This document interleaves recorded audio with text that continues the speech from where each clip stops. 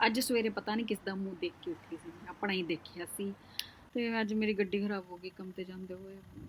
ਜਦ ਵੀ ਸੋਚਿਆ ਨਾ ਕੁਛ ਲੈਣਾ ਮੈਂ ਤੇ ਬਸ ਕੁਛ ਨਾ ਕੁਛ ਪੰਗਾ ਪੈ ਹੀ ਜਾਂਦਾ। ਰਿਕਵਰੀ ਵਾਲਿਆਂ ਨੂੰ ਫੋਨ ਕਰ ਦਿੱਤਾ, ਆਉਂਦੇ ਹੋਣਗੇ ਫਟਾਫਟ। ਉਹ ਆ ਗਏ, ਉਹ ਆ ਗਏ।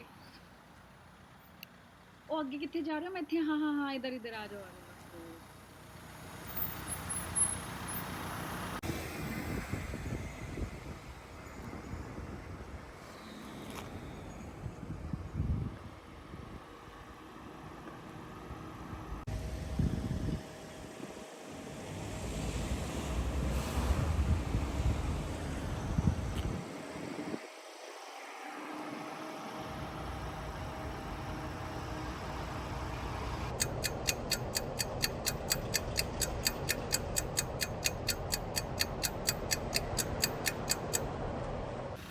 ਮੈਂ ਬੈਡ ਨਿਊਜ਼, ਉਹ ਮੂਵੀ ਦੀ ਗੱਲ ਨਹੀਂ ਕਰ ਰਹੀ, ਉਹ ਮੇਰੀ ਗੱਡੀ ਸੱਚੀ ਇੰਨੀ ਖਰਾਬ ਹੋ ਗਈ, ਇਹਨੂੰ ਮਰਸੀਡੀਜ਼ ਦੇ ਸ਼ੋਰੂਮ ਲੈ ਕੇ ਜਾਣਾ ਪੈਣਾ।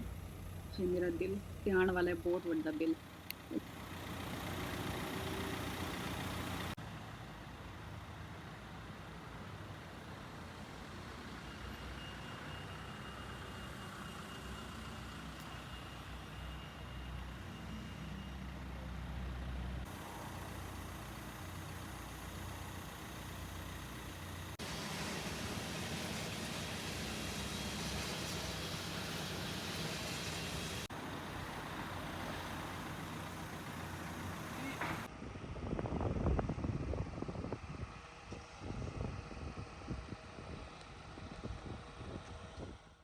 ਫਾਈਨਲੀ ਹੁਣ ਕਾਲ ਆਇਆ ਮੈਨੂੰ ਕਿ ਗੱਡੀ ਰੈਡੀ ਹੈ।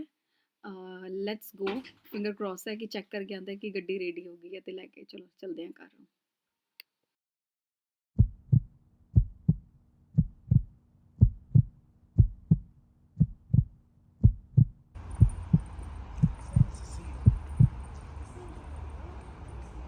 ਜਦ ਵੀ ਸੋਚੋ ਨਾ ਕਿ ਪੈਸੇ ਜਮ੍ਹਾਂ ਹੋ ਜਾਣ ਥੋੜੇ ਜਿਹੇ, ਉਸੇ ਟਾਈਮ ਤੁਹਾਡੀ ਗੱਡੀ ਖਰਾਬ ਹੋ ਜਾਂਦੀ ਹੈ। ਫਾਈਨਲੀ